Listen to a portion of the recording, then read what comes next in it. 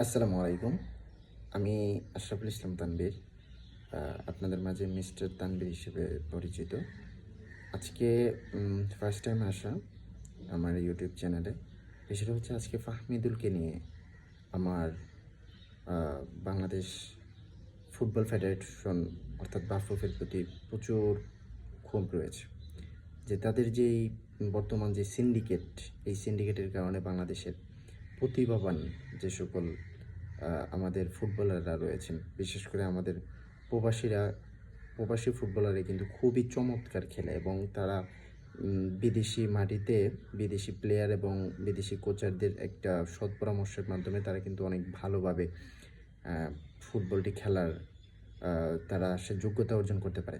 সুতরাং আমাদের উচিত তাদেরকে খুব যত্ন সহকারে তাদেরকে সাদর সম্ভাষণ জানানো। আমাদের দেশে যেহেতু যে অবস্থা এমনি জানেন, খুবই খারাপ অবস্থা। সো আমরা এর মধ্যে যদি গোবরে পদ্মফুল পাই, অবশ্যই আমাদের জন্য সেটা আশীর্বাদ স্বরূপ।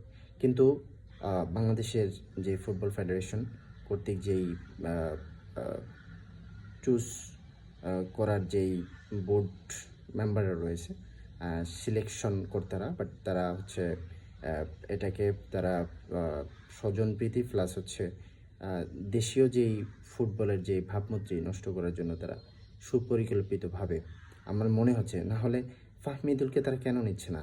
ফাহমিদুল একজন উদীয়মান একজন ফুটবলার। সে অত্যন্ত ভালো খেলে।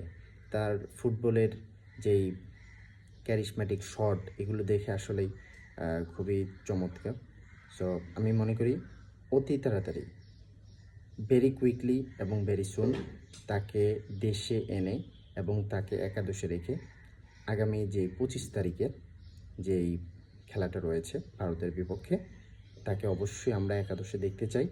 সো আমি বলবো যে ফাহমিদুলকে আমাদের বাংলাদেশের পক্ষে একাদশে রাখতে চাই। এটা বাংলাদেশ ফুটবল ফেডারেশন কর্তৃক অবশ্যই তাকে সিলেকশন করতে হবে এবং আমি চাই বাংলাদেশের যে ফুটবল ফেডারেশন যে সিন্ডিকেট রয়েছে, এই সিন্ডিকেট অবশ্যই তাদেরকে সরিয়ে দিতে বলবো না, অবশ্যই সংস্কার প্রয়োজন। ব্যাপক একটা সংস্কার প্রয়োজন। কারণ হচ্ছে এখানে অবশ্যই দুষ্কৃতিকারীরা ঘাপটি মেরে বসে আছে। সো অবশ্যই বাংলাদেশে মানুষ এবং বাংলাদেশ সরকারের ব্যাপারে তাকে দেওয়া উচিত। Thank you very much.